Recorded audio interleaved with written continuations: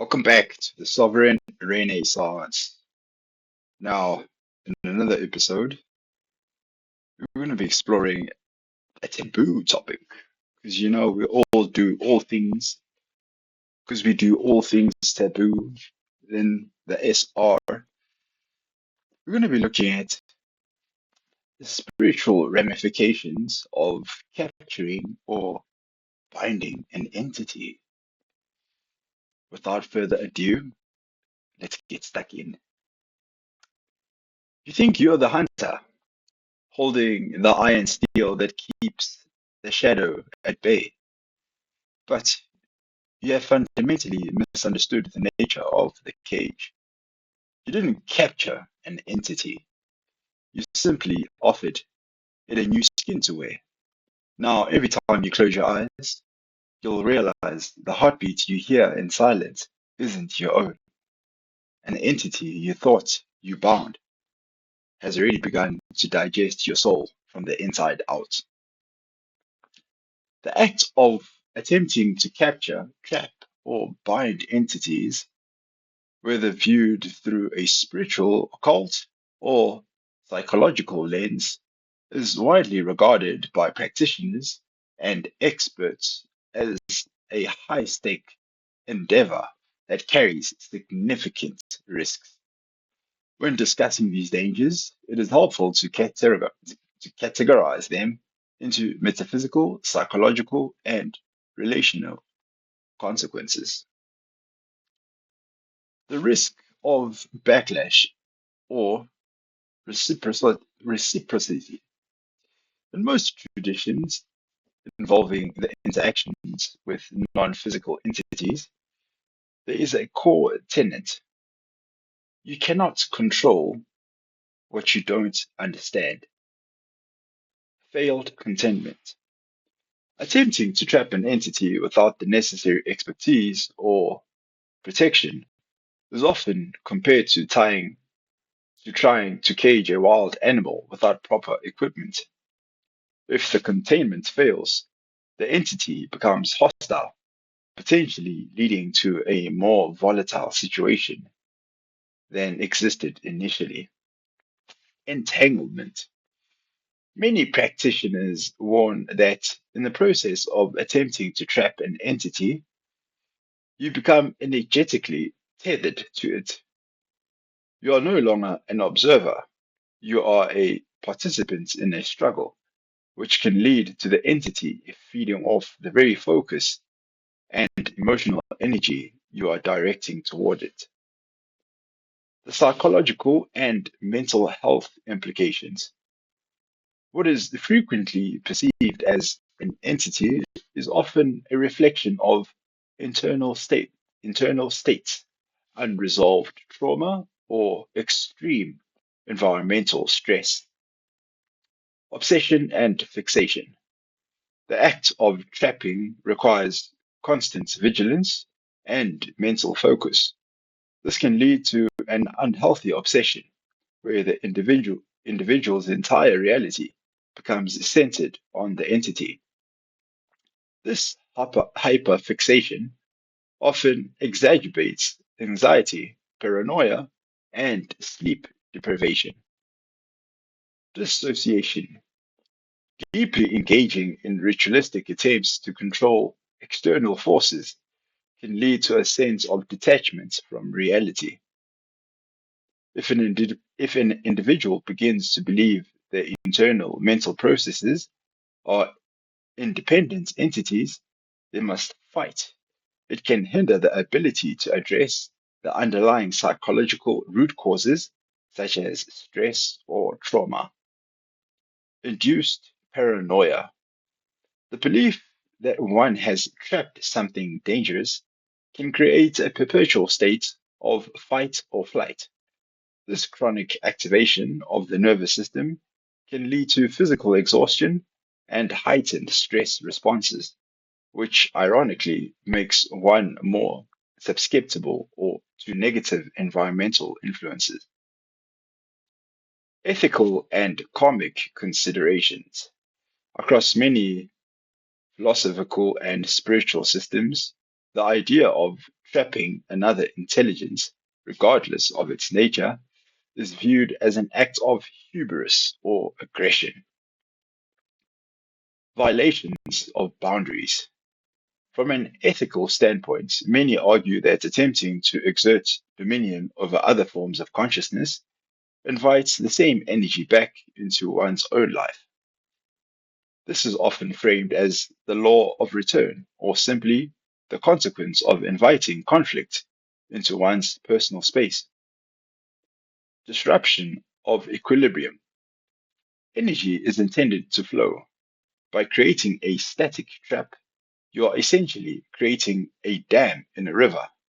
This stagnation can lead to an accumulation of negative energy in your living environment, potentially affecting not just you, but others who share your space.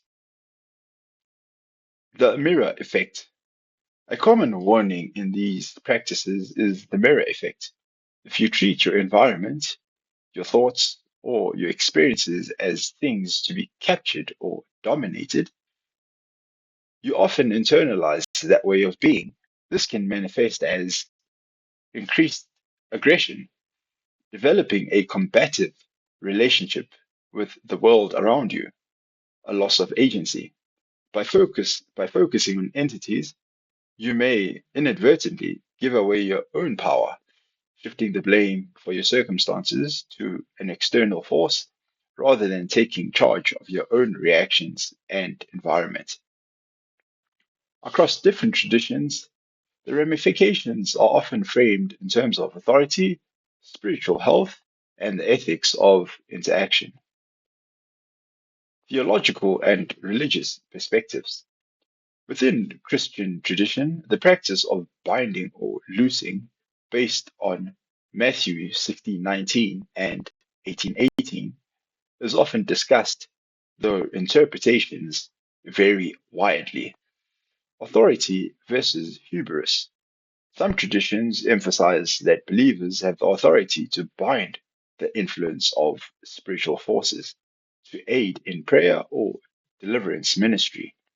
Conversely, other theologians warn that attempting to bind higher order entities is an unbiblical act of hubris, arguing that such power belongs solely to God or angelic beings. Misinterpretations. Critics of binding rituals argue that misinterpreting these scriptures can lead to spiritual technology that lacks a solid biblical foundation. This can result in a preoccupation with the demonic, which some argue can actually invite more spiritual distraction or pride rather than fostering a closer relationship with the divine. The open door risk. Many ministries emphasize that if a person engages in these rituals without a foundation of personal consecration or holiness, they risk leaving themselves vulnerable. Excuse me. The concern is that by focusing intensely on the enemy, one may inadvertently give footholds or open doors to negative influence through fear, pride, or obsession.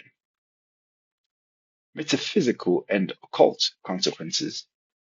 In broader occult or esoteric practices, the act of binding is viewed as a forceful exertion of will. Practitioners and critics often cite the following risks: the law of reciprocity. Many esoteric systems hold that what you exert into the world returns to you. By trapping another intelligence, even one considered malevolent, you are essentially creating a cycle of combat and captivity. This can manifest as an internal trapping of one's own energy, leading to stagnation or a distorted perception of reality. The risk of teethering. A common warning in ritual work is that to bind something, you must focus on it intently. By holding the entity in your mind to keep it trapped, you form a link. If the binding fails, the entity is already familiar with your energetic signature, which some believe makes it more difficult to banish or disconnect from later. Energy depletion. Maintaining a trap requires constant focus and willpower. This can be deeply draining, leading to physical and emotional exhaustion. Over time, this focus on the entity can crowd out more constructive, life affirming spiritual practices. Psychological and ethical ramifications. Beyond specific spiritual doctrines, there are broader concerns about the effects of these practices on the practitioner. Distortion of reality. When a person begins to view their challenges through a lens of entities that need to be captured or bound, it can lead to a state of hypervigilance or paranoia. This can make it difficult to identify and address the mundane, psychological, or environmental causes of stress. Ethical hubris. Many spiritual paths emphasize harmony, balance, and the transformation of energy rather than domination. The attempt to enslave or trap a force is often seen as a fundamental misunderstanding of the nature of energy, which is meant to flow and evolve rather than to be held in a state of static conflict. The mirror effect. Engaging in acts of domination or binding can subtly shift one's own character towards a more controlling or combative state. Spiritual growth is often defined by the ability to let go, whereas binding practices require a stubborn hold, which can create spiritual or emotional rigidity. A note of caution. If you are exploring this due to a sense of being under spiritual pressure, most traditions suggest that strengthening one's own internal state through prayer, meditation, or grounding is safer and more effective than attempting to manipulate the entities themselves. If you feel overwhelmed, it is highly recommended to seek guidance from someone experienced in your specific tradition who focuses on deliverance, healing, or banishing rather than trapping.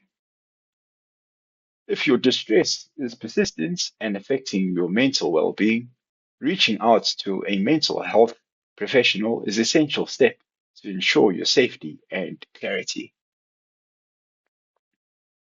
If you're experiencing phenomena that feel like an intrusion or are causing you distress, the most effective and safe approach is usually banishing via displacement rather than trapping. This means focusing entirely on cleansing your own space, strengthening your personal boundaries, and elevating your own energetic state through health, sunlight, organization, and positive intention until the negative environment can no longer stick to you. If these experiences are causing you to feel unsafe, lose sleep, or significantly disrupt your daily life, please consider speaking to a mental health professional. They can provide support in navigating these experiences from a grounded psychological perspective, which is often the most effective way to restore peace of mind.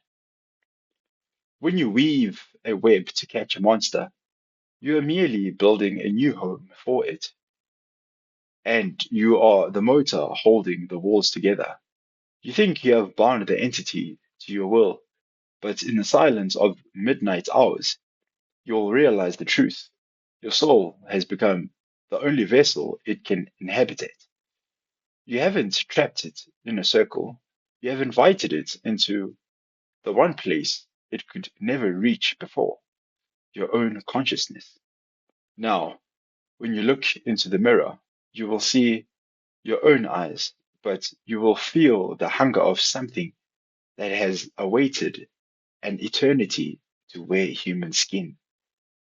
The lock you placed on the door has been turned from the inside, and there is no longer a way to tell whether you end and the entity begins.